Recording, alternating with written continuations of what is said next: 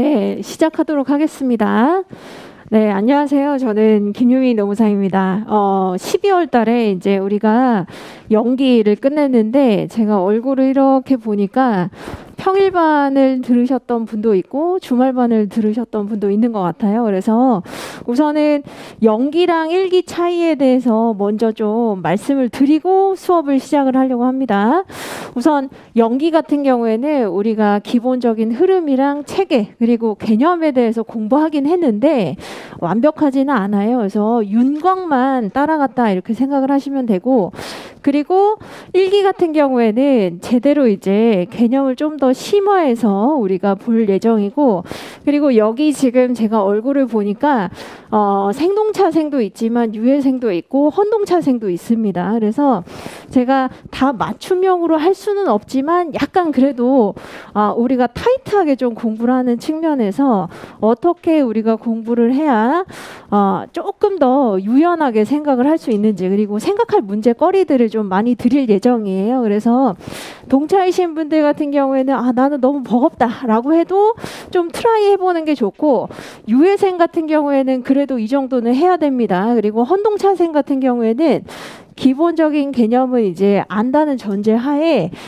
여러 가지 여러분들이 주제들을 이제 많이 접해보는 그런 기회로 삼으셨으면 좋겠습니다.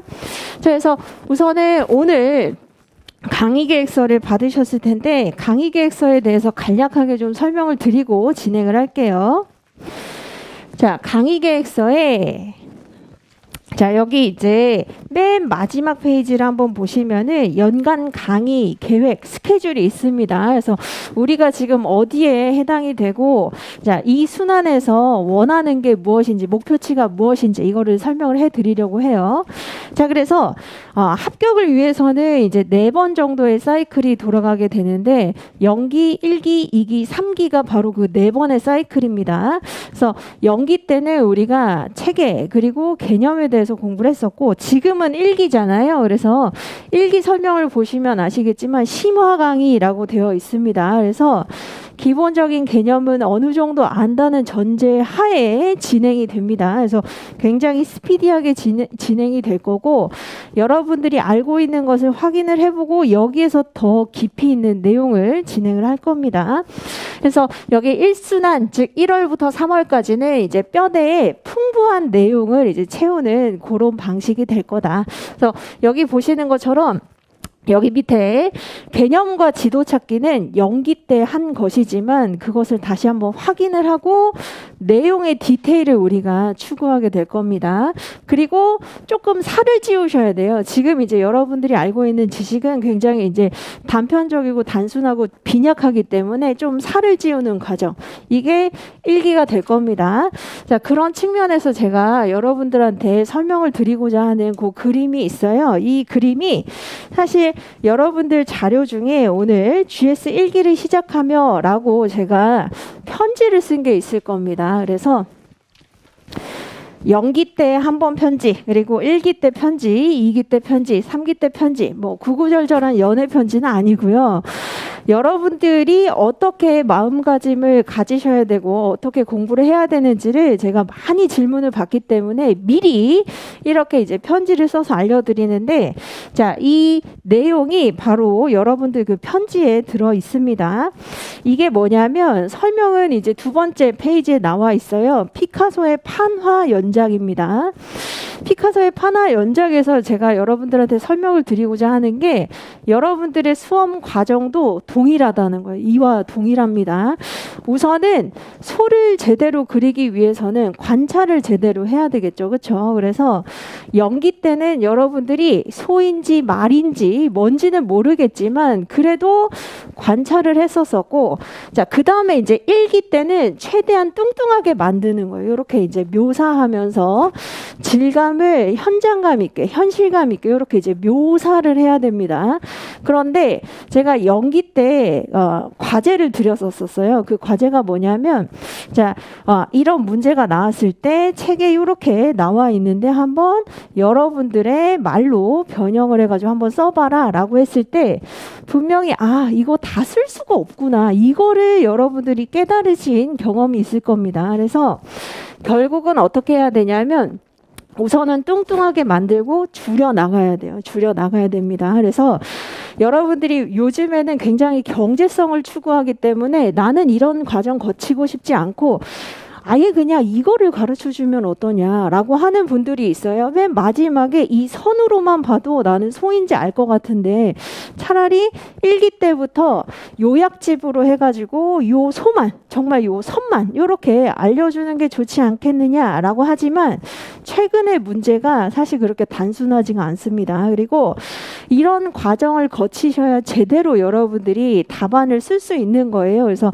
비효율적이라고 생각하시지 말고 우선은 1기 때는 내용을 풍성하게, 지식을 풍성하게 살찌운다. 이렇게 생각을 하셔야 되겠습니다. 그래서 여기에서 이제 다시 한번 회독하면서 덜어낼 거 덜어내고 내가 7줄에 얘기할 수 있는 것을 5줄로 그리고 3줄로 이렇게 이제 엄선해서 줄여 나가셔야 되는 거예요. 그래서 1기 때는 바로 여기 첫 번째, 두 번째 그림에 해당이 되겠다. 그래서 우선은 살찌운다고 해서 다 쓸 수 있는 건 아니기 때문에 그 안에서 본질을 찾으셔야 됩니다. 우선은 내용을 제대로 공부를 하시고 여기에서 핵심 본질은 결국 이거구나.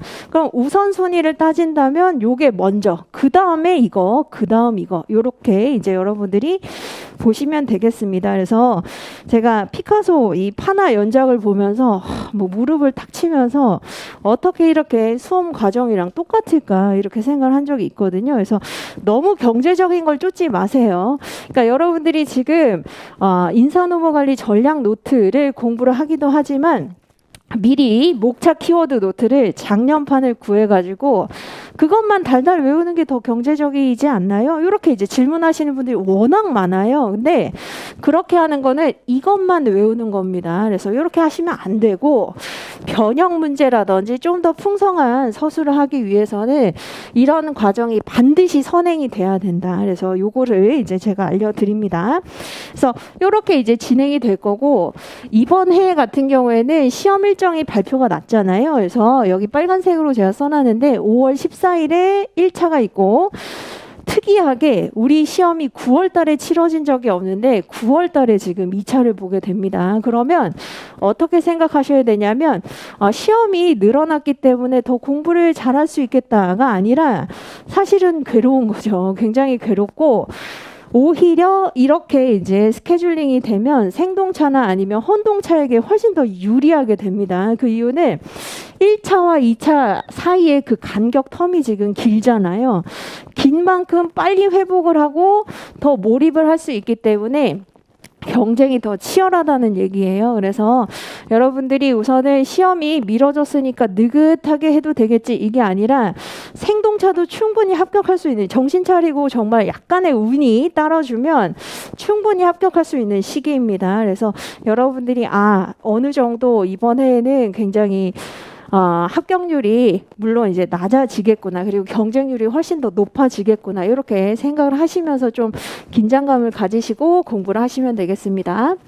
자, 그리고 이제 강의 계획서에 그 여러분들이 보시는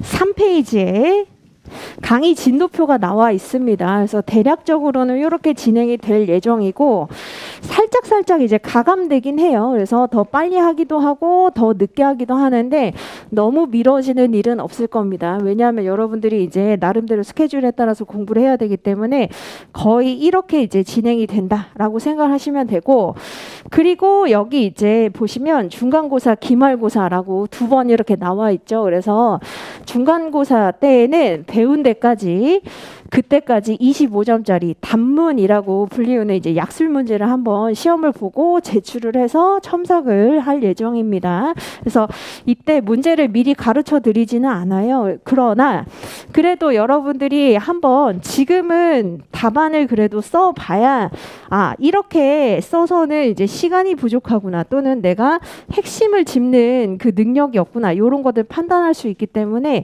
5회차 정도의 중간고사 한번 보고 그리고 기말고사는 맨 마지막 회차에 보도록 하겠습니다. 그래서 기말고사는 50점짜리 논술 문제로 그렇게 볼게요.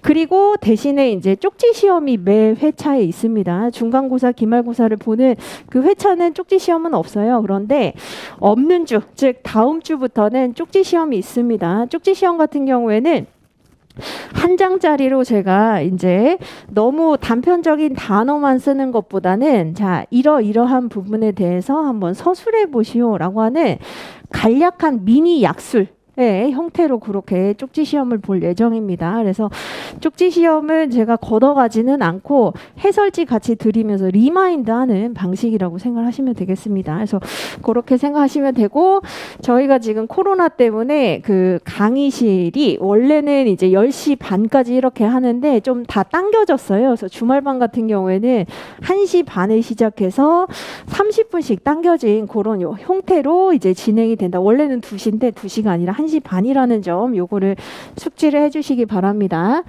그리고 여기 이제 그 강의 계획서 마찬가지로 한번 보시면 지금 인사노무관리 개념 mp3라고 나와 있을 겁니다. 이건 제가 연기 때도 이미 알려드렸어요. 그래서 이미 다운받으셔가지고 들으시는 분들도 있고 지금 이제 또 진입하신 분들도 있기 때문에 알려드리는 겁니다. 그래서 개념을 최대한 많이 들으세요. 그러니까 시청각 자료를 최대한 활용을 해야 숙지가 잘 됩니다. 그러니까 여러분들이 최대한 노출 빈도를 높여야 되거든요. 눈으로 보는 것도 필요하고 말로 하는 것도 필요하고 듣는 것도 필요하고 최대한 이제 많은 방법을 활용하는 게 공부에 도움이 되기 때문에 개념은 최대한 많이 들으세요. 그래서 대부분 밥을 먹으면서 듣는다, 아니면 이제 자기 전에 듣는다, 이런 경우도 있었고, 심지어는 작년에 그 임신하신 분이 합격했었거든요. 근데 그분 같은 경우에는 입덧이라고 하나요? 입덧을 하느라고 제대로 앉아서 공부를 못하니까 이거를 틀어놓고 이제 계속 공부를 했었다고 얘기를 합니다. 그래서 최대한 활용을 하셔가지고 이제 얼마나 자기 것으로 내재화하느냐, 이거는 여러분들의 몫이다, 이렇게 알려드리겠습니다. 그리고 맨 마지막에 이제 작년 하순에 개념도식 특강이 있었었는데, 개념도식 특강을 꼭 들어야 되는 건 아닌데 나는 그래도 연기 때 꼭 알아야 되는 개념 정도는 무엇인지 알고 싶다라고 하시는 분들은 들으면 좋겠습니다. 그래서 이렇게 이제 공지사항을 알려드리고, 자, 그 다음에 이제 오리엔테이션 자료를 한번 좀 보도록 할게요.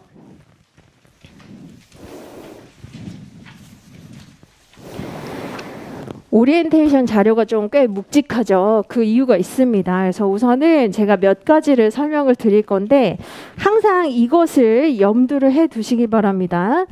공인노무사 합격을 시키는 그 기준은 탐구성 공부를 해서 대학원에서 이제 석박사급의 어떤 모델을 개발을 해내는 그런 사람을 찾는 게 아니라 어느 정도 이제 전문가로서 가능성이 보이는 사람에게 점수를 준다는 겁니다.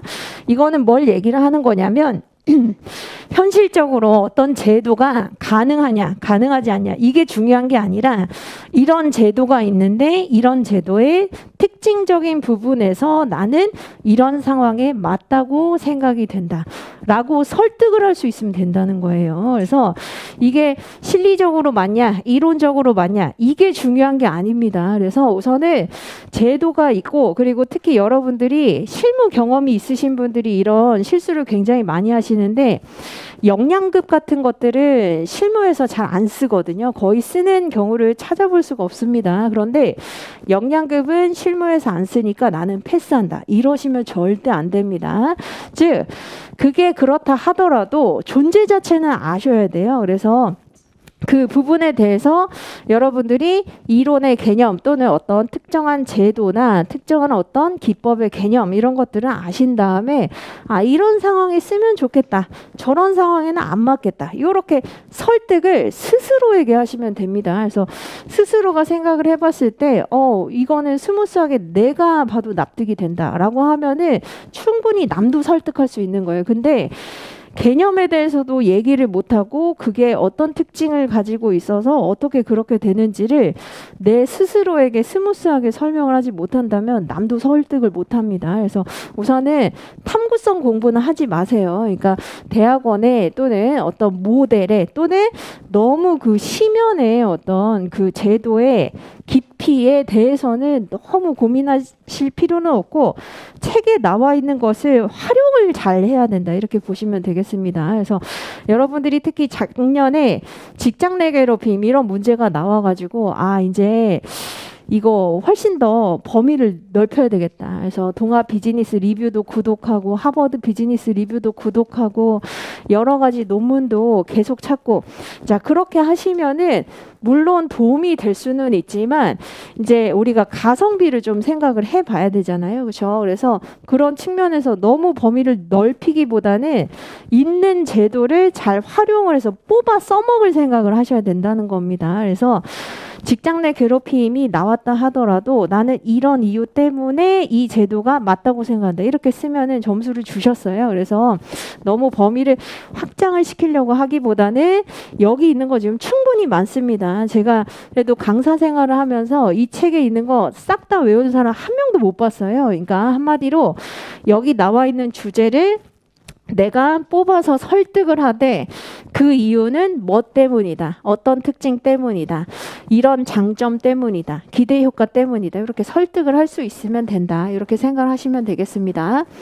자, 그다음에 이제 공부 방법 중에 이제 형광펜 칠하는 거 사실 이거를 왜 알려드리냐면 공부를 꽤 한 이제 구력에 있는 분들은 이 부분을 아세요. 그래서 형광펜을 미리미리 칠해두면은 동등한 레벨, 더 세임 레벨들끼리 이제 이게 여기에 해당이 되는 거구나. 같은 어떤 지위에 해당이 된다는 거구나.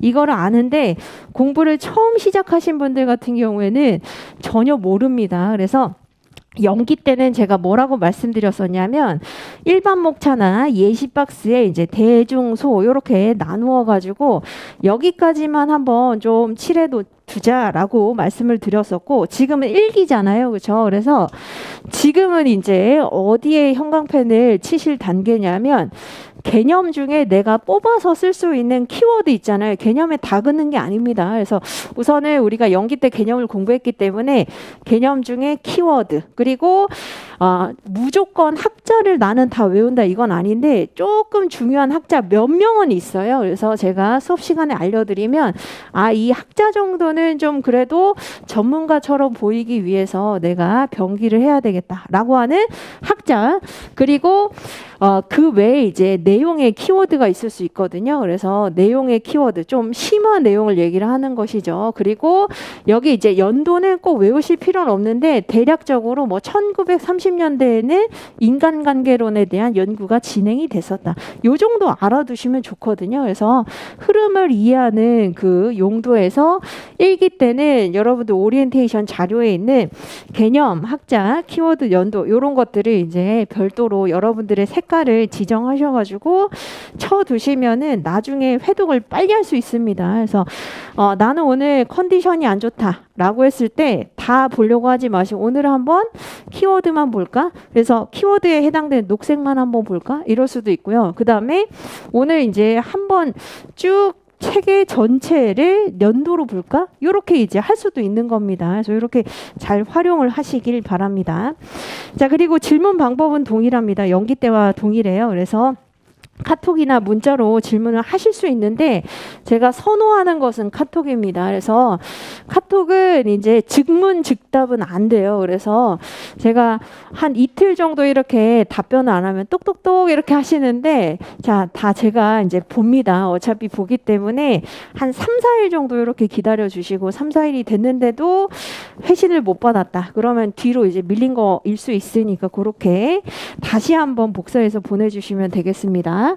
자, 그리고 사실 여기에서 중요한 건 오리엔테이션 자료 중에 이게 아니라 그 뒷장부터입니다. 선배가 들려주는 인사노무관리론 학습 노하우라고 되어 있죠. 그래서 여기 지금 거의 페이지가 18페이지에 이제 육박할 만큼 굉장히 많은 것들이 있어요. 그래서 물론 여러분들이 노무사 카페라든지 아니면 개인 블로그라든지 아니면 아는 선배님이라든지 찾아서 이제 하나하나 물어볼 수도 있지만 인터넷상에 드러나지 않은 그런 합격 수기도 있거든요. 그래서 이번 해에도 저는 뭔가 공개된 장소에 또는 제 블로그라고 해가지고 이렇게 올리는 데는 좀 쑥스럽고 뭔가 계속 이제 질문이 너무 많이 달리니까 댓글을 달아야 되는 그 부담감도 적지 않다. 그래서 저한테 그냥 별도로 이렇게 보내준 그런 합격 수기도 있습니다. 그래서 제가 그런 것들을 대강 추려가지고 한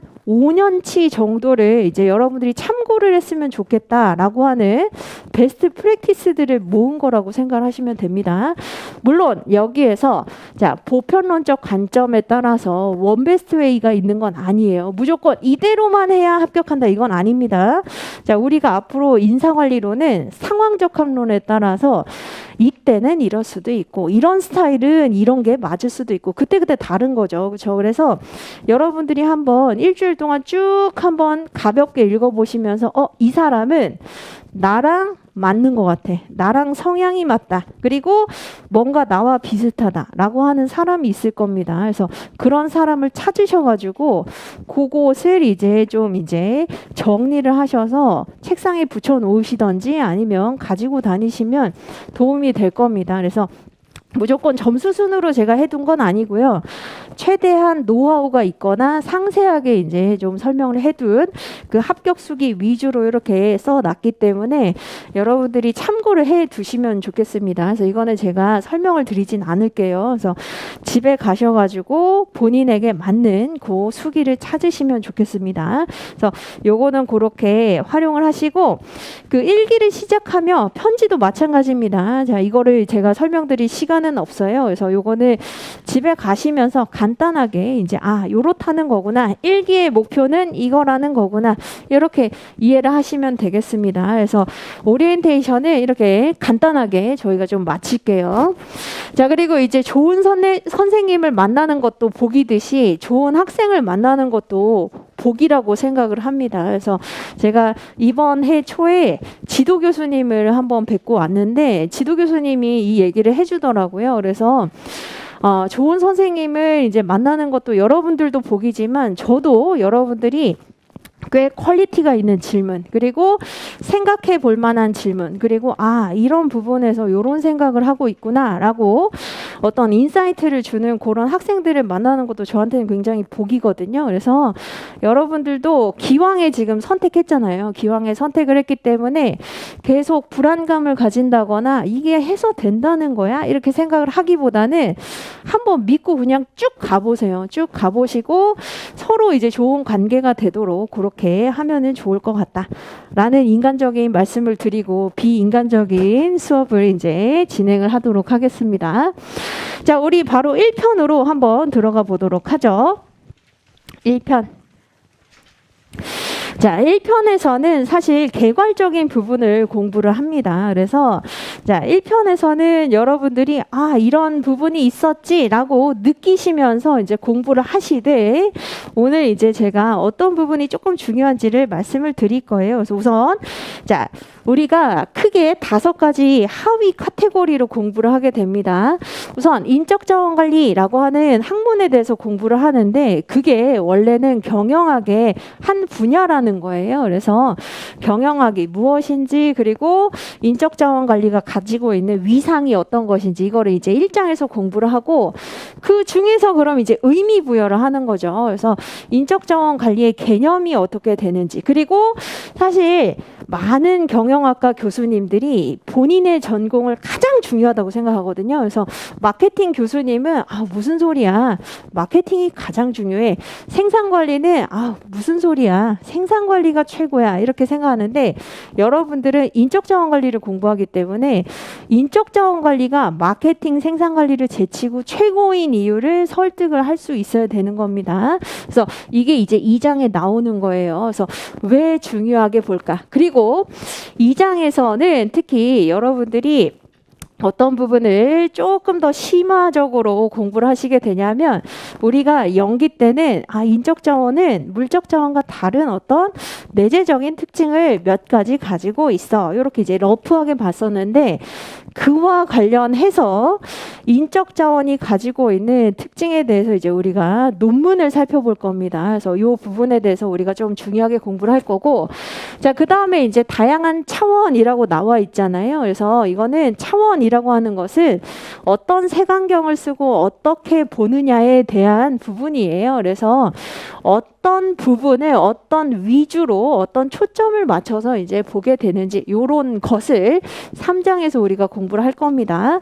그리고 이제 제대로 공부를 하기 위해서는 히스토리, 역사를 알아야 되는 거거든요. 그 부분에 대해서 이제 4장에서 역사, 히스토리 공부를 좀 하고 5번째로 이제 앞으로 어떻게 인적 자원 관리를 우리가 바라볼 수 있는지, 접할 수 있는지 이런 것들을 공부를 하도록 하겠습니다. 그래서 세부적인 그 하위 카테고리는 5가지로 구성이 되어 있고, 우선은 책을 같이 따라오시면서 제가 PPT로 설명을 드리고 어디가 중요한지 알려드릴게요. 그래서 이제 한번 같이 보도록 하죠. 자, 1장에 이제 경영학이란이라고 1번에 나와 있고 2번이 이제 경영학의 구성이라고 나와 있죠. 그래서 자, 사실 경영학이 무엇인지는 묻지는 않습니다. 그리고 연기 때 제가 설명을 드렸고 이 부분을 우리가 러프하게 좀 넘어가셔도 되겠어요. 그래서 우선은 이 부분만 제가 설명을 좀 드릴게요. 경영학과 경제학의 그 차이에 대해서 우리가 알아야 되는데, 우선 경제학이라고 하는 것은 자원의 희소성에 기반해서 어떤 방식으로 작동하는지, 자, 작동 원리를 우리가 메커니즘이라고 얘기를 하잖아요. 그래서 자원이 희소하기 때문에 어떻게 분배를 해야 되는지, 어떻게 운영을 해야 되는지에 대한 작동 원리를 두루두루 전반적으로 다루는 게 경제학입니다. 자, 그런데 그 중에서도 경영학이라고 하는 것은 주체가 남달랐어요. 그 주체가 기업이라는 겁니다. 그래서 기업이라고 하는 거, 그리고 조직이라고 하는 것은 동일한 용어로 혼용이 되기도 합니다. 그래서 조직 또는 기업이라고 하는 재화와 서비스를 산출해내는 그 주체라고 할 수 있는 기업의 경제 활동에 대해서 이제 연구를 하는 학문이 바로 경영학인 것이다. 그래서 이 부분을 우리가 이제 살펴보되, 그러한 경영학이 어떻게 구성이 되어 있는지를 여러분들이 2번에 보시는 마이클 유진 포터의 밸류 체인이라고 하는 가치사슬 분석을 통해서 아, 경영학은 이렇게 구성이 되어 있구나라고 하는 것을 알 수 있겠습니다. 그래서 우선은 경영학은 2가지 부분으로 구성이 된다는 거예요. 밑에 부분에 나와 있는 주활동이라고 나와 있죠. 여기 이제 찾아보시면 되겠습니다. 주활동.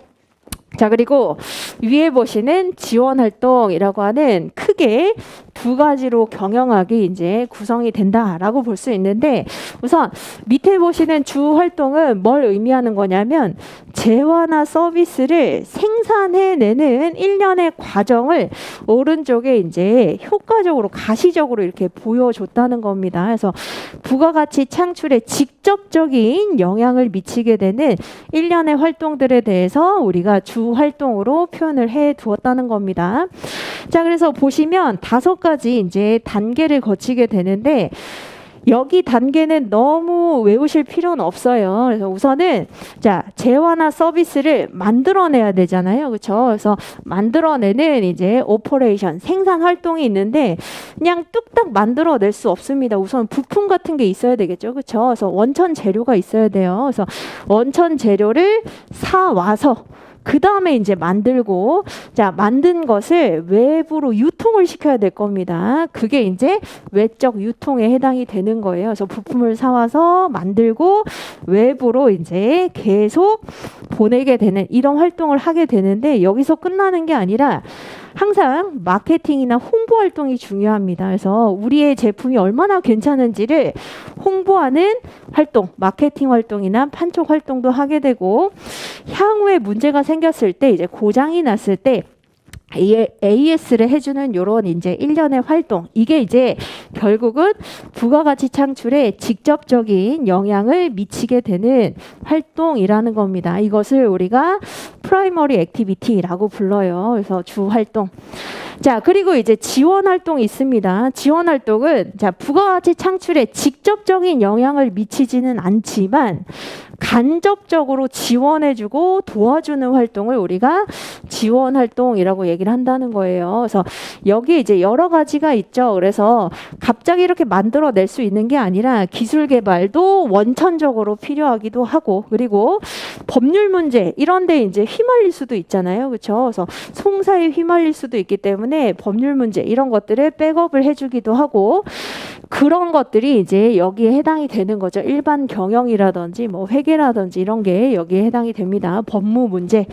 자, 그리고 여기 이제 나와 있는 휴먼 리소스 매니지먼트라고 하는 인적 자원 관리가 있죠. 이게 뭐냐면, 자, 생각을 해보시면, 자, 부품을 이제 뭔가 찾아오는데 찾는 사람도 필요하기도 하고, 만드는 사람도 필요하기도 하고, 유통에 이제 활용을 할 사람이 필요하기도 하고, 자, 홍보를 잘해줄 사람이 필요하기도 하고, 자, AS를 담당해줄 사람이 필요하기도 합니다. 그래서 사람을 채용하기도 하고, 그리고 어떤 부서나 어떤 팀에 너무 사람이 많거나 적으면 조정을 해주는 이런 활동, 전환 배치를 시키는 일련의 활동을 이제 인적 자원 관리 부서나 팀에서 하게 된다는 거예요. 그래서 이게 바로 직접적으로 돈을 버는 건 아니지만, 부가가치를 창출하는 건 아니지만, 자, 더 나은 생산 활동을 할 수 있도록 도와주는 대표적인 활동 중에 하나가 이제 바로 인적 자원 관리라는 겁니다. 그래서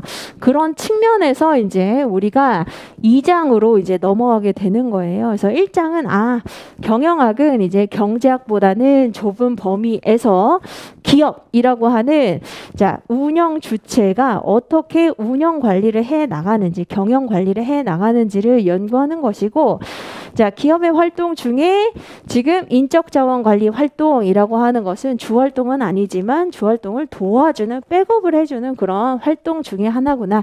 이렇게 이해만 하시고 넘어가시면 되겠습니다. 자, 다만 여기에서 이제 여러분들이 조금 더 생각을 해보면 좋은 부분이 뭐가 있냐면, 여러분들이 지금 보는 밸류 체인이라고 하는 것은 경영학이 어떻게 지금 구성이 되어 있고 어떻게 운영이 되는지를 알 수 있는 툴, 진단 툴이기도 하지만, 자, 이 지금 보시는 밸류 체인은 기업의 강점과 약점을 파악할 수 있는 툴이기도 해요. 그래서 나중에 우리가 챕터 3에 가시면 전략적 인적 자원 관리를 공부를 하게 되고, 전략이라고 하는 것은 우선은 환경 분석을 해서 거기에서 기업 외부의 위협 그리고 기회 요인을 찾기도 하지만, 기업 내부의 강점이나 약점도 이제 찾아서 제대로 된 방향성을 설정하게 되거든요. 그래서 그때도 이러한 밸류 체인에 활용을 할 수 있다는 점도 알아두시면 좋겠습니다. 그래서 경영학은 일반적으로 이렇게 구성이 되기도 하지만, 지금 1년에 이런 활동을 통해서 우리가 지금 생산 활동은 잘하지만 여기 보시는 뭐 R&D가 부족하다라고 한다든지, 아니면 우리는 지금 재무적인 측면이 그렇게 원활하게 운영이 되지 않는다든지, 나름대로의 강약점을 파악을 할 수 있는 툴이기도 해요. 그래서 요거는 그렇게 이해를 하시면 되겠습니다. 자, 그 다음에 이제 2장으로 넘어가 보도록 하죠. 2장이 실질적으로 굉장히 중요한 부분입니다. 자, 인적 자원 관리, 우리가 연기 때 개념 뭐라고 공부를 했었죠? 우선은, 자, 목적이 있고, 자, 사람을 활용을 해서 1년에 활동을 이제 하는 것인데, 이걸 이제 어떻게 표현을 했었냐면, 자, 인력을 대상으로 또는 인적 자원을 대상으로라고 얘기를 하셔도 됩니다. 인력을 대상으로, 자, 확보, 개발, 평가, 보상, 유지, 이직 관리라고 하는 1년의 기능 활동을 어떻게 한다? 체계적으로. 자, 체계적으로라고 하는 것은, 자, 기획을 하고 실천 활동을 하고 당초의 목표와 비교를 하는 활동을 우리가 체계적으로라고 얘기를 하죠. 그래서 체계적으로 관리를 하면서, 자, 그것을 통해서 뭘 추구하고자 한다? 바로 기업의 경제적 효율성이라고 할 수 있는 수익이나 생산성을 도모하고, 종업원도 행복해야 돼요. 그렇죠? 그래서 행복해야 더 생산성에 영향을 줄 수 있기 때문에 종업원의 사회적 효율성을 극대화하는 일련의 활동을 인적 자원 관리라고 얘기를 합니다. 자, 이것을 이제 인적 자원 관리라고 얘기를 하는데, 여기에서 이제 더 나아가서, 자, 목적이 꼭 요 두 가지여야만 하는가, 이거를 이제 한번 생각을 해보시면, 기업이 수익을 창출하는 것도 중요하고, 종업원이 만족감을 느끼고 행복감을 느끼고 동기부여를 이제 제고하는 것도 중요하긴 해요. 하지만 여기에서 더 나아가서 어떻게 또 우리가 볼 수 있냐면, 자, 기업의 종국적인 목표 그리고 종업원의 종국적인 목표는 요 두 가지로 보기보다 결국은 여기 보시는 우선 살아남아야 되는 거고, 살아남았다면 규모를 더 팽창시켜서 외부 환경에 영향을 덜 받도록 해야 되는 거고, 자, 그게 바로 성장입니다. 여기에서 더 나아가서, 자, 기업이 훨씬 더 커졌어요. 영향력이 굉장히 커지게 됩니다. 그러면 어떻게 되죠? 나름대로 사회 구성원으로서의 의무와 책임을 다해야 된다는 거예요. 그게 바로 기업의 사회적 책임이라고 불리우는 부분이죠. 그래서 지금 보시는 기업의 경제적 효율성과 종업원의 사회적 효율성이라고 하는 것을 요 세 가지로 대신할 수도 있다는 겁니다. 그래서 우선은 여러분들 책에는 지금 인적 자원 관리의 개념이라고 해서 첫 번째 문단에서는 이 왼쪽에 나와 있는 개념 정의가 되어 있지만, 그 개념 정의에서 우리가 어떤 부분까지 사실 더 생각을 해야 되냐면, 결국 기업은 생존하고, 즉 살아남아야 되고, 그 시장에서 살아남아야 되고, 그 다음에 규모를 계속 증대시켜서 외부의 영향을 적게 받을 수 있도록 성장해야 되며, 그리고 기업이 사회 구성원의 일원으로서 마땅히 다해야 되는 의무와 책임까지 이제 이것을 추구해야 된다는 겁니다. 이게 결국은 또 다른 이제 목적이라고 볼 수 있겠다. 그래서 생존, 성장, 책임을 다하기 위해서 인력을 대상으로 확보, 개발, 평가, 보상, 유지, 이직 관리를 체계적으로 관리하는 일련의 활동, 이것을 우리가 인적 자원 관리라고 얘기를 합니다. 그래서 우선은 목적을 우리가 조금 더 심화해서 이렇게 살펴볼 수 있다는 거를 설명을 드렸고, 자, 그 다음에 이제 두 번째는 바로 이겁니다. 인력을 대상으로 또는 인적 자원을 대상으로 하는 것인데, 인적 자원이 왜 중요하고 도대체 뭐가 특별한지 이 부분을 이제 여러분들이 설명을 할 수 있어야 되는데, 자, 우리가 지금 지식을 습득하는 것도 중요하지만 어느 정도는 쓰는 것도 약간 염두를 해둬야 되거든요. 그렇기 때문에 여기에서 보시는 여러분들 책에 이제 보시면 동그라미 1번부터 동그라미 10번까지 인적 자원이 왜 중요한지를 구구절절하게 제가 설명을 해놨어요. 그리고 연기 때는 우리가 한 2개, 3개 정도만 간략하게 보았습니다. 하지만 자, 이거를 이제 여러분들이 유치원생처럼 인적 자원은 중요하다, 그 이유는 뭐뭐이기 때문이다 라고 하기보다는, 앞으로는 자, 뭐뭐를 가지고 있는 인적 자원은 또는 어떠한 인적 자원은 이렇게 이제 표현을 할 수 있도록 좀 심화해서 생각을 해보자는 겁니다. 자, 그래서 여기 동그라미 1번부터 10번까지가 여러분들 책에 나와 있는 그 중요한 키워드들을 제가 이렇게 추론을 해 둔 거예요. 추려 둔 겁니다. 자, 이걸 외우라는 게 아닙니다. 외우라는 게 아니라, 자, 우선은 동그라미 1번부터 한번 보도록 하죠. 이해를 해보시면 됩니다. 동그라미 1번에 핵심이 무엇인지 한번 보시면, 자, 경영 활동을 하기 위해서는 필요한 3가지가 있다. 그렇죠? 그것을 우리가 3M이라고 얘기를 하는데, 자, 그 중에 우선은 사람, 맨, 그리고 돈, 머니, 그리고 머터리얼이라고 불리우는 물자가 이제 여기 있고, 그 중에 이제 중요한 게 사실 돈이나 물자 같은 것들은 어떻게 할 수 있죠? 빌려오거나 대체할 수 있는 그런 성질을 가지고 있다는 겁니다. 자, 하지만 인적 자원은 어떻게 우리가 부를 수 있냐면, 숨은 가치라고 불리우는 히든 밸류라고 불리우는, 자, 이 저서, 그리고 사실 이 부분을 제가 설명 조금 더 드릴게요. 여기 히든 밸류라고 하는 게 여러분들 책에 나와 있습니다. 자, 숨겨진 가치라고 불리우는 게 결국은 사람이라는 겁니다. 맨 또는 인적 자원이라고 할 수 있는데, 이게 어디에서 인용이 되는 관용구냐면 오라일리와 페퍼의 책 제목이에요. 아, 여기 L이 하나 더 들어가야 됩니다. 그래서 오라일리와 해퍼의 책 제목이 히든 밸류라고 하는 숨겨진 가치라고 얘기를 하는 바로 여기에서 이제 관용 어구로 많이 쓰인다는 겁니다. 자, 왜 히든 밸류라고 불리우죠? 재무제표상에 이제 인적 자원의 가치에 대해서는 그렇게 계량화해서 나타낼 수는 없지만 어떤 것을 가지고 있다?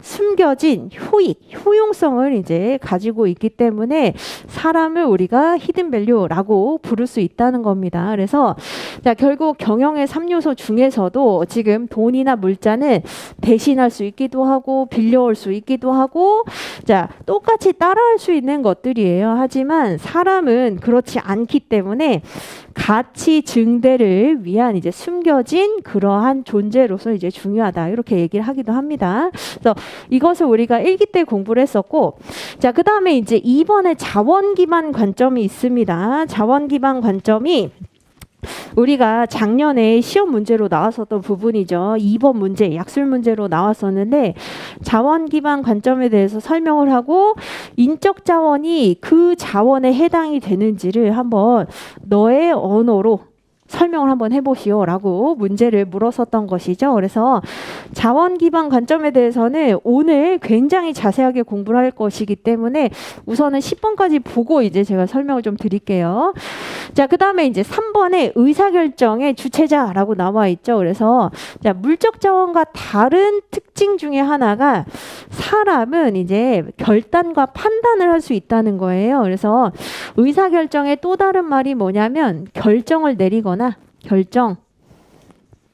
판단을 내릴 수 있다는 겁니다. 물적 자원과 다른 점이죠. 그렇죠? 그래서 결정과 판단을 내릴 수 있는 능동적인 주체자가 결국은 이제 사람이기 때문에 중요한 의사결정, 판단의 그 주체로서 이제 중요한 의미를 가지고 있기도 하다. 자, 그 다음에 이제 네 번째 동그라미에서 얘기하는 게 결국 인적 자원은 무한한 부가가치를 창출할 수 있는 그런 존재라는 겁니다. 자, 부가가치라고 하는 것은 제품이 변환될 때 1년의 어떤 과정을 거쳐서 더 좋게 변환되는 걸 얘기를 하는 거죠. 근데 여러분들이 부가가치를 굉장히 어렵게 생각하기 때문에 쉽게 좀 설명을 드리면 자, 똑같은 쇳덩이가 있어요. 쇳덩이가 있는데 자, 쇳덩이를 그냥 분할해가지고 못으로 이제 만들어서 파는 것과 자, 쇳덩이를 항공기 부품으로 제조해서 파는 것은 부가가치 자체가 굉장히 다릅니다. 한마디로 자, 항공기 쇳덩이로 부가가치를 높게 만들 수 있는 주체가 바로 뭐다? 물적 자원이 아니라 결국은 사람이라는 거예요. 그래서 그 부가가치를 만들어낼 수 있는 무한한 부가가치를 만들어낼 수 있는 주체가 인적 자원이기 때문에 기업에서 중요하다는 겁니다. 자, 그 다음에 동그라미 5번 한번 보시면 인적 자원은 이제 생산성이 높은 지식 근로자라는 거예요. 그래서 사실 지식이라고 하는 것은 여러분들이 이슈 관리에서 지식 경영을 통해서 공부를 하게 되는데 지식이라고 하는 것은 자, 기업에 돈을 벌어주는데 도움이 되는 정보의 집합체들을 이제 우리가 지식이라고 얘기를 합니다. 그래서 한마디로 자, 가치 있는 그리고 이윤을 창출할 수 있는 정보를 모두 집합한 것을 이제 지식이라고 하는데 자, 물적 자원은 사실 이런 정보를 스스로 취합할 수는 없어요. 하지만 사람은 취합을 할 수 있다는 것이죠.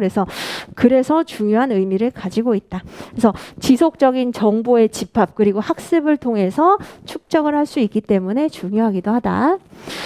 자, 그 다음에 이제 6번 같은 경우에는 여러분들이 읽어보셔도 되는 내용이고 7번 같은 경우에 이제 무형의 자산이라고 나와 있죠. 그렇죠? 자, 무형자산이라고 하는 것은 물리적인 실체는 없지만 기업에 굉장히 높은 효익을 가져다 주는 그런 자산을 얘기를 합니다. 그래서 물리적 실체는 없지만 식별을 할 수는 있는 자산으로 많은 효익을 가져다주는 자산을 우리가 무형의 자산, 보이지 않는 자산이라고 얘기를 할 수 있다는 것이죠. 그래서 맥락상 사실 히든 밸류랑 거의 유사한 내용입니다. 자, 그 다음에 이제 8번에 보시면 여러분들이 이게 이해가 잘 안 될 거예요. 자, 인적 자원이 왜 중요한가를 많은 학자들이 설명을 할 때 이 리카르도식 렌트로 설명을 하는 경우도 있습니다. 자, 우선은 리카르도의 차익지대설에서 이제 이게 유래가 된 것인데, 자, 렌트라고 불리우는 지가 또는 지대라고 하는 것은 뭘 의미하는 거죠? 토지의 가치를 의미를 합니다. 토지의 가치.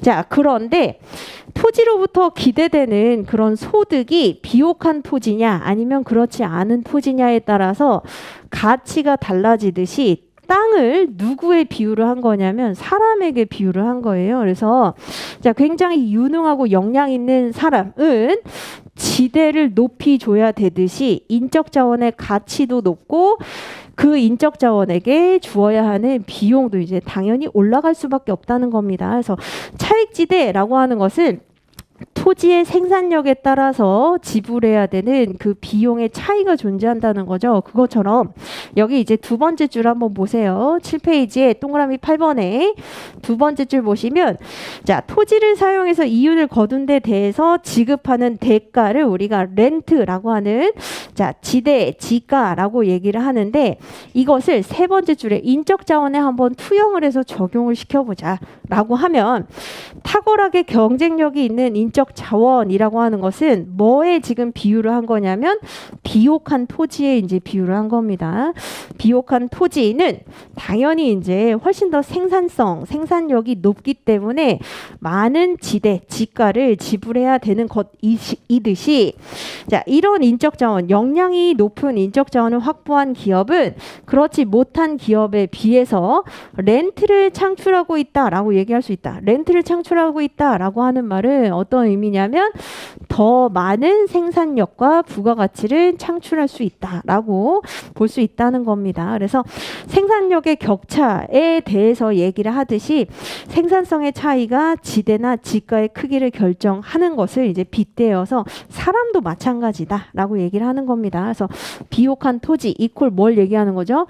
우수한 인재, 역량 있는 인재를 얘기를 하는 겁니다. 그래서 렌트를 높게 줘야 되는 이유는 바로 비옥한 토지, 생산력이듯이 마찬가지 사람도 이제 이러한 사람을 구하기 위해서 비용이 많이 들어갈 수밖에 없는 것이다. 격차가 나타날 수밖에 없는 것이다.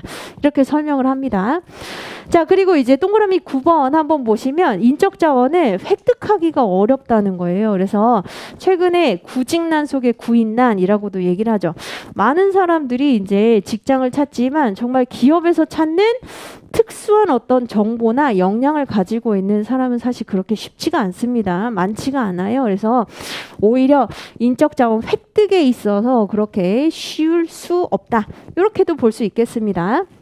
자, 그 다음에 동그라미 10번 한번 보시면 자, 인적 자원은 물적 자원과 다르게 모방 장벽을 구축하는 데 도움을 준다는 겁니다. 자, 모방이라고 하는 건 뭘 얘기하는 거냐면 따라하는 걸 얘기를 합니다.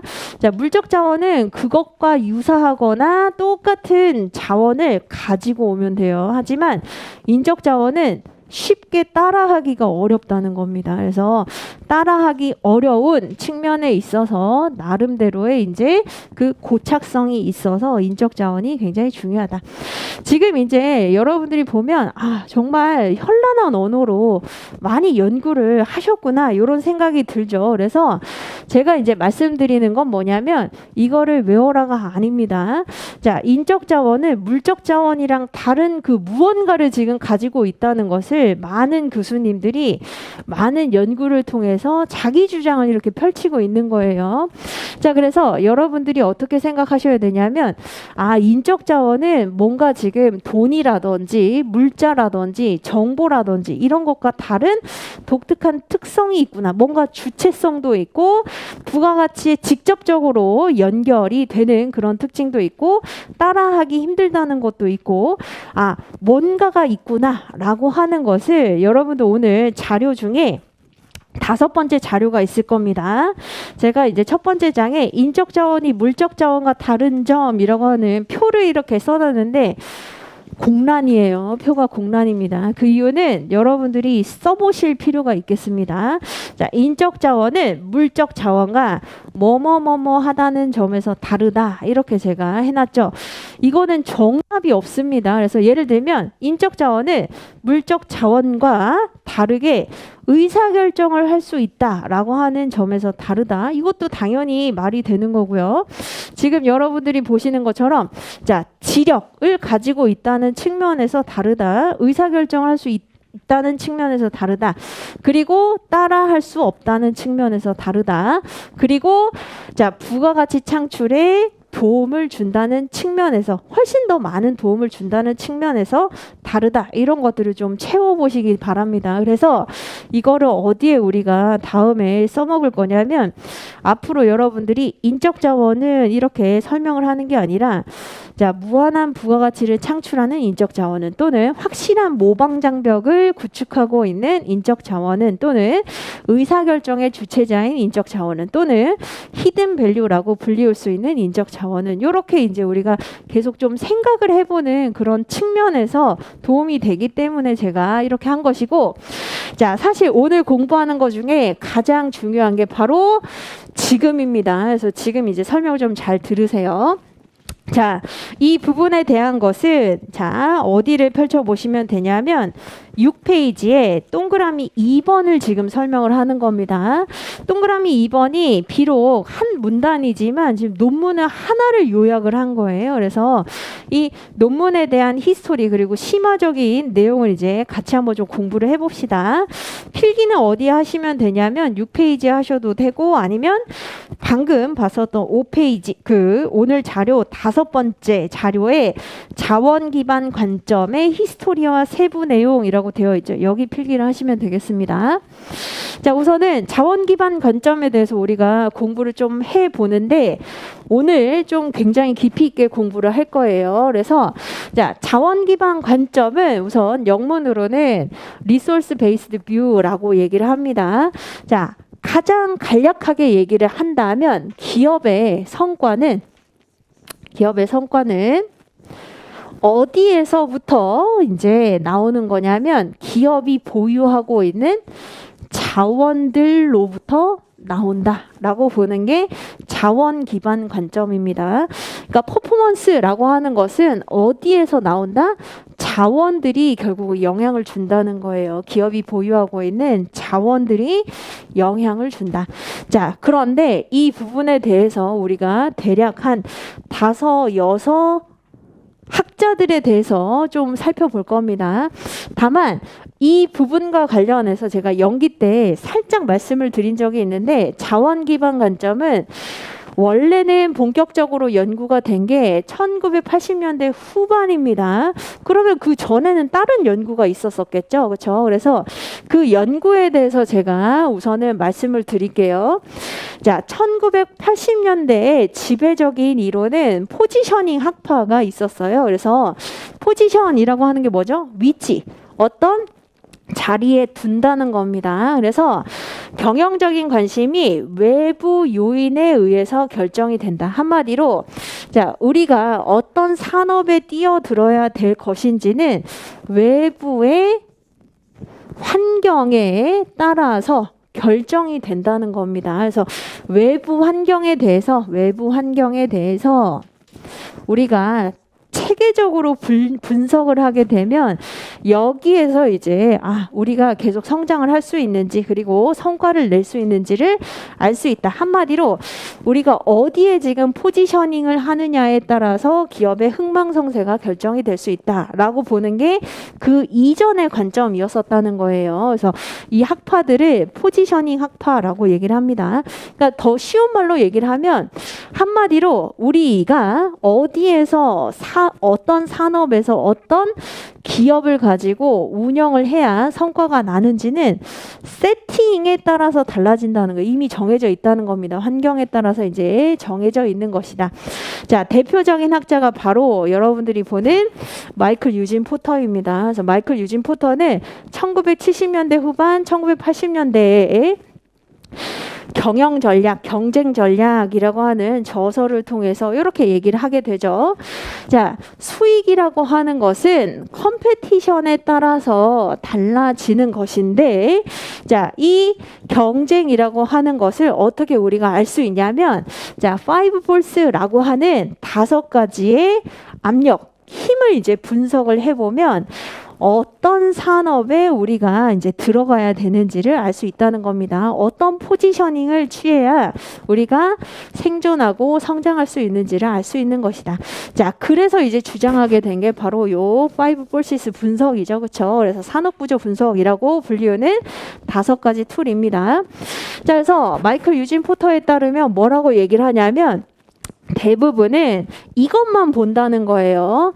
산업 내 기존 기업 간의 경쟁 강도가 얼마나 심한가. 자, 이것만 보는데 그게 아니라 나머지 4가지도 다 우리가 두루두루 살펴봐야 여기에서 평균 이상의 수익을 낼 수 있는지 없는지를 알 수 있다는 겁니다.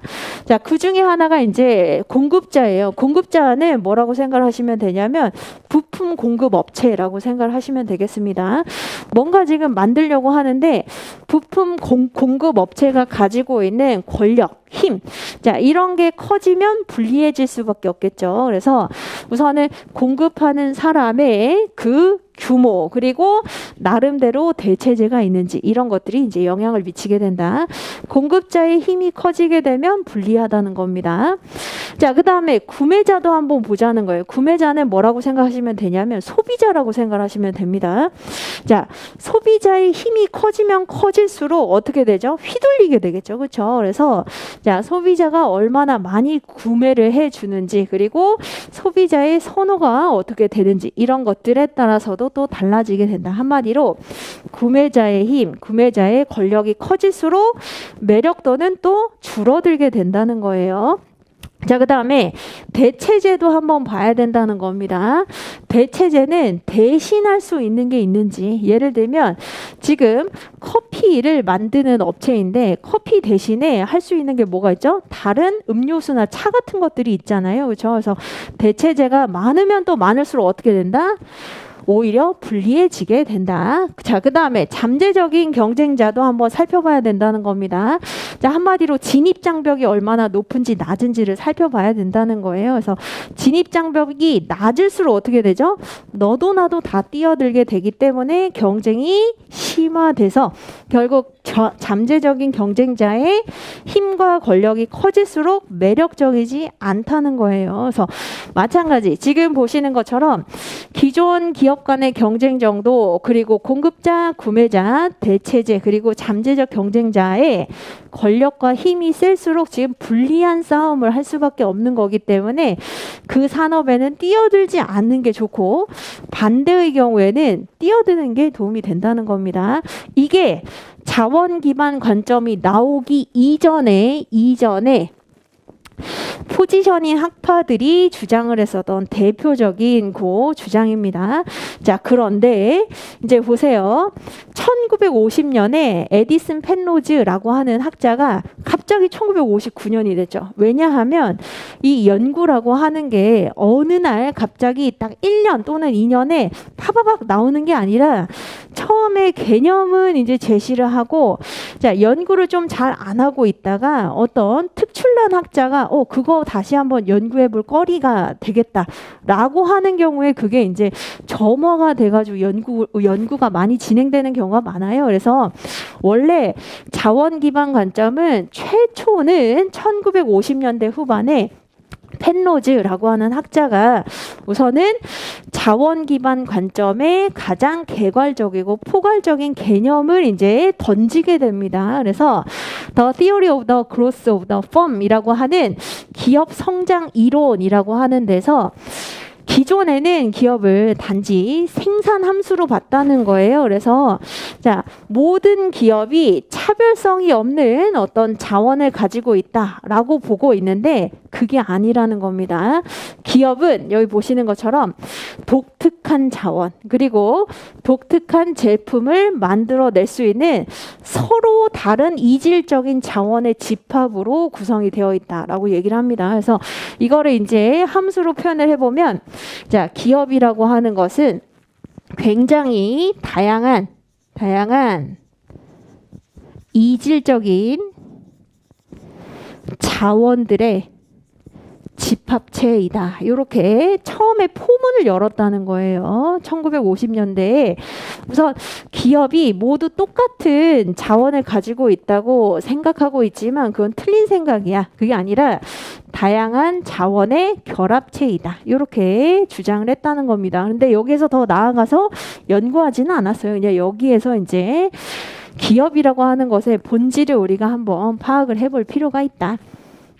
자, 이렇게 주장을 합니다.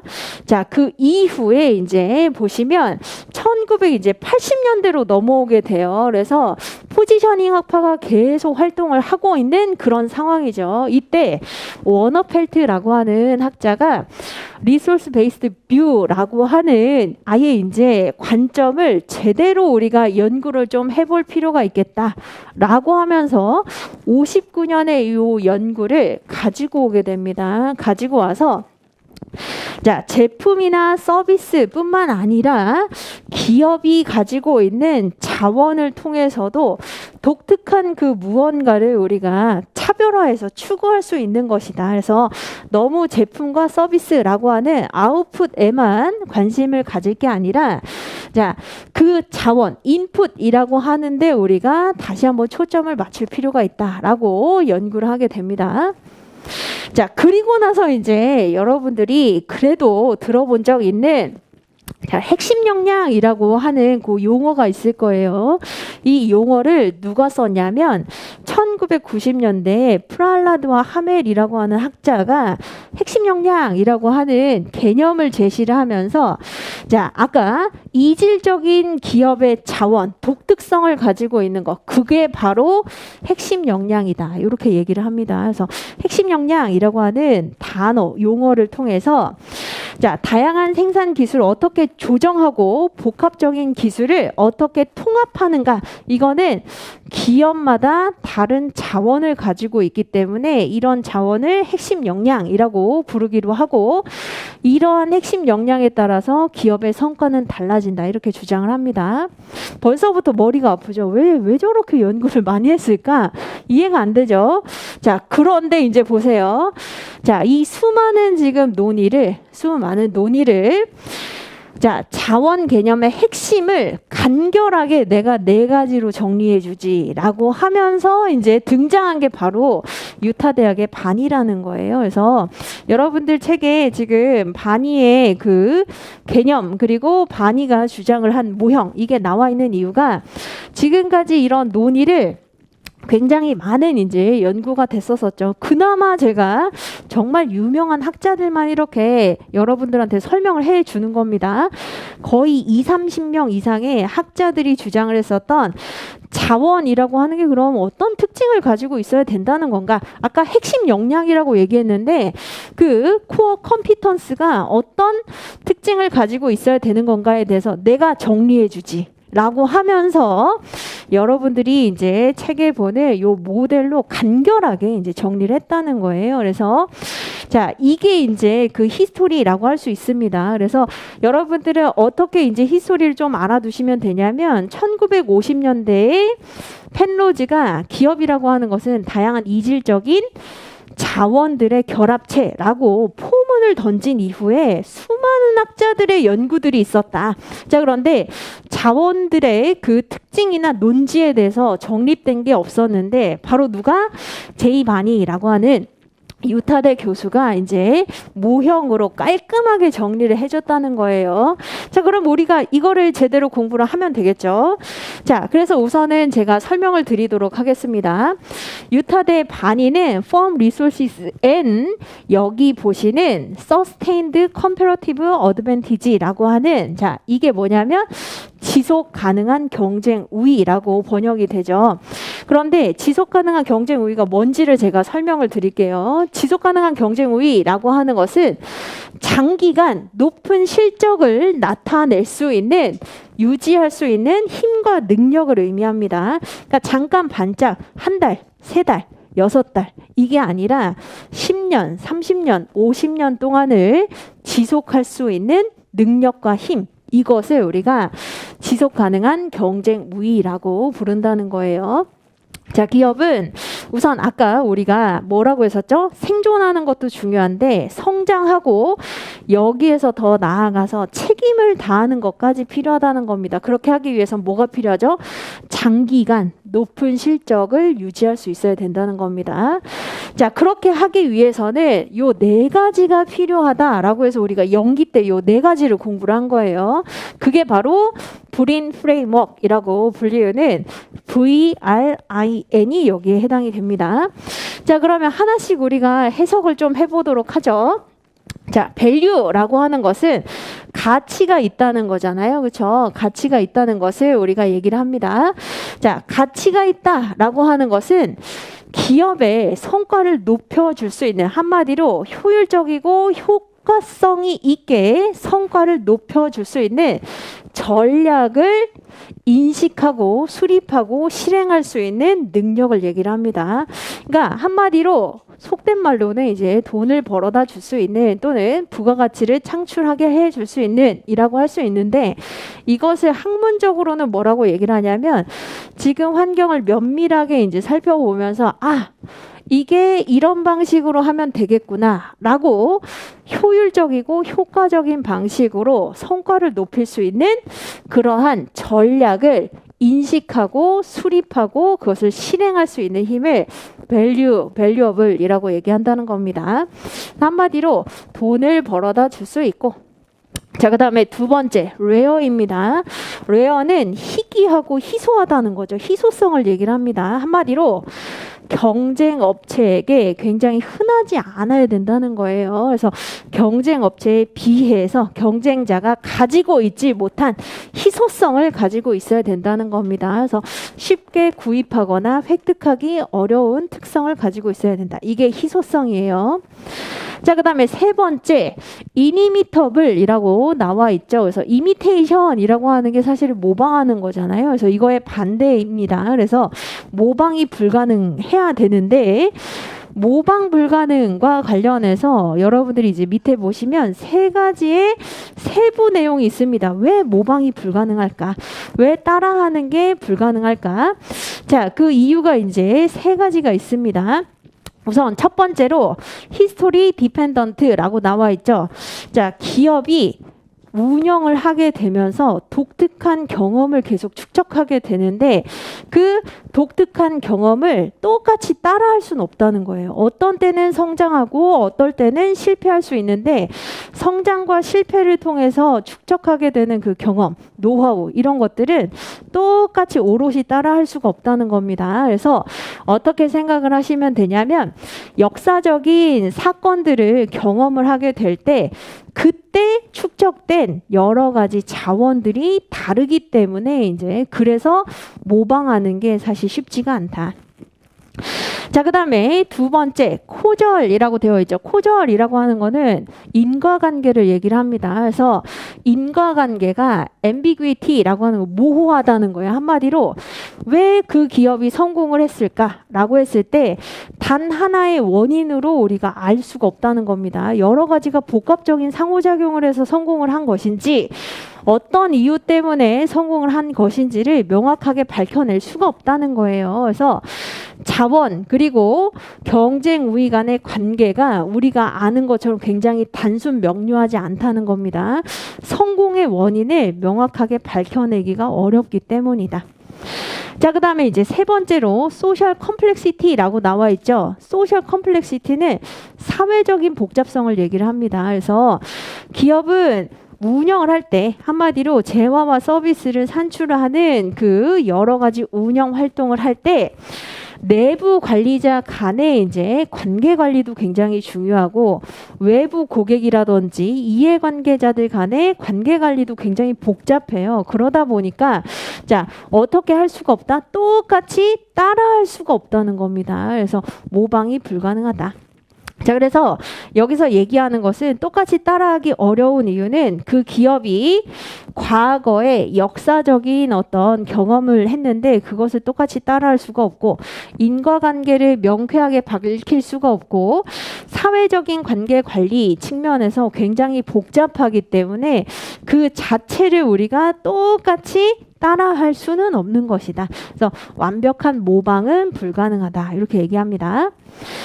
자, 그 다음에 이제 맨 마지막에 나와 있는 게 바로 non-substitutable 이잖아요. 그렇죠? 그래서 non-substitutable 같은 경우에는 자, 대체할 수 없다는 겁니다. 대체할 수 없다라고 하는 건 대신할 수 없다는 걸 의미를 하는 거죠. 그렇죠? 그래서 자, 성공하는 기업이 가지고 있는 그 자원을 대신할 수 있는 그런 존재를 찾기가 어렵다는 겁니다. 그래서 기술이라든지 제품이라든지 문화라든지 이런 것들을 똑같이 대신할 수 없기 때문에 그러하다. 자, 그래서 지금 이제 여러분들이 보시면은 굉장히 복잡하네. 이게 뭐가 개념이 간결하게 제시가 됐다는 거야 라고 생각할 수 있지만, 요렇게 보세요. 지속 가능한 경쟁 우위, 한마디로 장기간 높은 실적을 유지할 수 있게 하기 위해서는 자, 가치가 있어야 되고, 희소성이 있어야 되고, 완벽하게 따라할 수 없어야 되고, 대신할 수는 없어야 된다.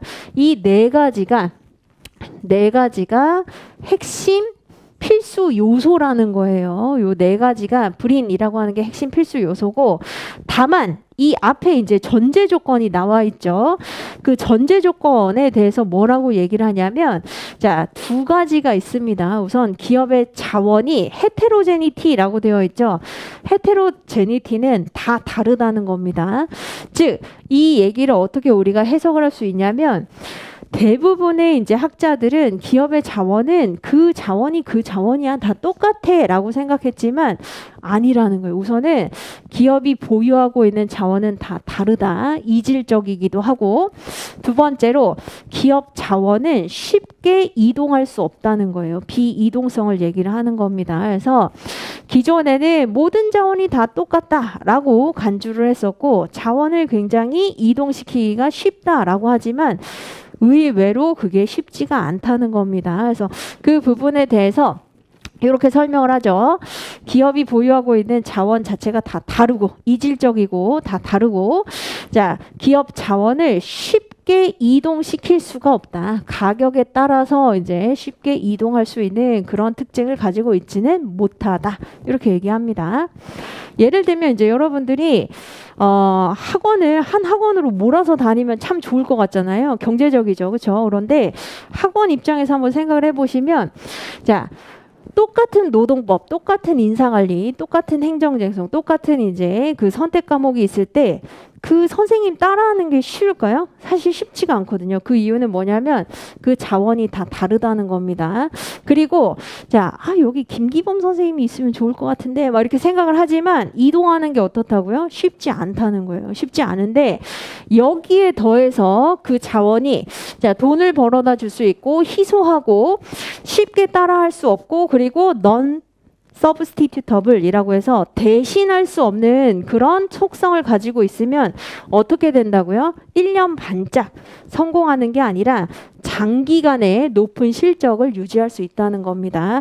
이걸로 개념을 내가 마무리해 주마라고 제시를 한 게 반의입니다. 그래서 우선은 여러분들이 어떻게 알아두셔야 되냐면, 자, 여기에 따라서 이 지금 표는 여러분들이 보고 있는 1편, 2편에 나와 있지는 않고, 확보관리를 보시면 확보관리의 맨 첫 번째 고득점 답안 포인트라고 하는데, 반의의 자원 기반 관점을 설명을 하면서 이렇게 설명을 합니다.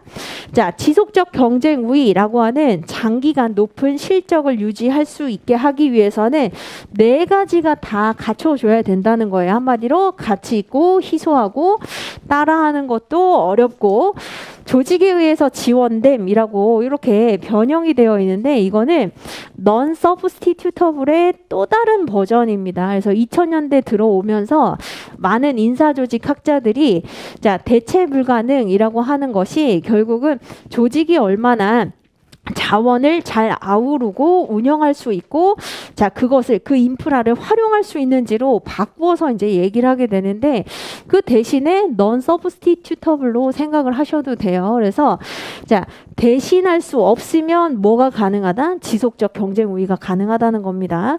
자, 그런데, 자, 우선은 돈은 벌 수는 있는데, 희소하기는 하나. 그러나 자 대신할 수 있고 그리고 따라하는 것도 쉬우면 어떻게 된다? 지속적은 아니고 이제 잠깐 동안은 한시적인 경쟁 우위를 보유할 수 있다는 거예요. 자 그런데 이제 여기 보시는 것처럼 가치는 있지만 나머지는 다 없어요. 한마디로 돈은 벌어다 줄 수 있지만 나머지 속성이 없다라고 했을 때는 자 경쟁 우위에 있지 못하다는 겁니다. 그래서 대부분의 이제 경쟁 업체와 똑같은 그 지위를 가지고 있게 된다. 그리고 우선은 가장 최악은 밸류 자체가 없는 것이죠. 그렇죠? 가치의 유무 측면에서는 가치 자체가 없다면 자, 뭔가 우위를 선점할 수 있는 그런 특징적인 요소를 가지고 있지 못하다. 이렇게 볼 수 있다는 겁니다. 그래서 결국 지금 여러분들이 보는 반의의 자원 기반 관점에서 얘기를 하는 것은 지속 가능한 경쟁 우위, 장기간의 높은 실적을 가지기 위해서는 네 가지 특징이 필요하다.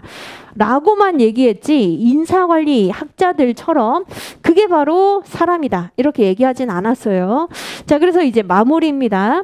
1992년에 라이트와 맥마한이라고 하는 학자가 자, 이 학자들은 인사관리 학자들이에요. 인사조직 학자들입니다. 그래서 이 학자가 바로 바니의 이 주장뿐만 아니라 프랄라드 하멜의 주장 그리고 펜로즈의 주장 워너펠트의 주장 다 보니까 우리가 보기에는 그 핵심 역량을 가지고 있는 주체 그리고 브린 프레임워크에 맞는 주체는 바로 사람인 걸이라고 이제 해석을 하게 된 거예요. 그래서 3편에 여러분들이 이제 보시면 전략적 인적 자원 관리에서 라이트와 맥마한에 따르면 전략적 인적 자원 관리란 이런 것이다라고 얘기를 하게 되죠.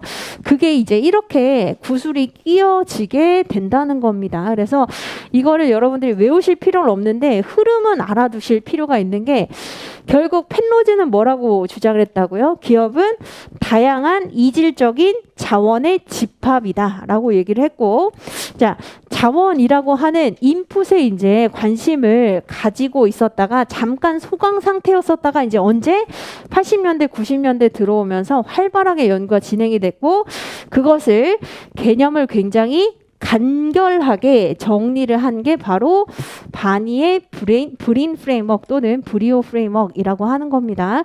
자, 이것을 이제 적용하고 차용한 게 바로 인사조직학자인 라이트와 맥마한의 이제 이러한 프레임을 활용을 해서 전략적 인적 자원 관리에 따르면 사람이라고 하는 게 바로 그 불인 특성 네 가지를 가지고 있으니 사람 인적 자원이 바로 지속 가능한 경쟁 우위의 원천이다라고 볼 수 있다. 이렇게 주장을 했다는 겁니다. 그래서 그래도 여러분들이 1기 때 2기도 하고 이 정도는 좀 공부를 하셔야 이제 제대로 쓰실 수 있을 것 같아요. 그래서 제가 말씀드리면 자, 외우시지 않으셔도 됩니다. 외우시지 않으셔도 되는데 흐름은 알아두시되 그래도 이건 알아두셔야 되죠. 뭐죠?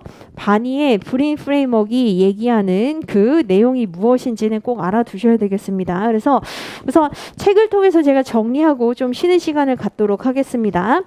자, 1편은 그냥 1편의 1장을 읽어보시면 되고 2장에서 어떠한 특징이 물적 자원과 다른 인적 자원의 특징인지를 여러분들의 워딩으로 이제 정리해 보시되 그 중에서도 6페이지에 나와 있는 자원 기반 관점의 이 모델 이게 이제 중요합니다. 그래서 자, 첫 번째 박스에 있는 자, 기업 자원의 헤테로제니티라고 하는 이질성과 그다음에 비이동성이라고 하는 그 위에다가 뭐라고 써두시냐면 바니가 제시한 기본 가정이에요. 기본 가정이라고 써두세요. firm resource heterogeneity 그리고 그 밑에 있는 자, 그 박스 있죠. 박스 그 위에다가 바니가 제시를 한 기본 과정은 자원이라고 다 똑같은 게 아니야. 달라. 그리고 이동하는 게 쉽지도 않아. 비이동성을 가지고 있다. 자, 그런 상황에서 이런 가정 상태에서 value 그리고 rare 그리고 inimitable 그리고 non-substitutable이라고 하는 요 네 가지 특징을 가지고 있으면 어떻게 될 수 있다고요? 장기간의 실적을 계속 보유할 수 있다는 겁니다. 그래서 요 네 가지가 어떤 의미를 가지고 있는지를 우리가 살펴본 것이다. 자, 그래서 다른 말로 변형을 시켜보시면 돼요. valuable이라고 하는 건 뭐라고요? 효율적이고 효과적으로 운영, 생산할 수 있는 전략을 인식하고 운영할 수 있는 능력을 얘기를 합니다. 자, 그 다음에 rare라고 하는 건 뭐라고요? 희소성입니다. 경쟁자가 보유하고 있지 않아야 된다는 겁니다. 자, 그 다음에 inimitable이라고 하는 것은 자, 비용적으로 기술적으로 완벽하게 모방, 따라하는 게 불가능하다는 거예요. 따라하는 게 불가능. 자, 그 다음에 네 번째 non-substitutable이라고 하는 것은 대신할 수 없는 자원이나 기술을 얘기를 합니다. 그래서 이렇게 이제 이 네 가지를 제시를 한 적이 있다. 자, 이렇게 보시면 되겠습니다. 그래서 지금까지 우리가 인적 자원이 왜 중요한지 이런 부분을 좀 살펴봤고 15분 쉬고 나서 나머지 부분에 대해서 제가 설명을 드리도록 하겠습니다.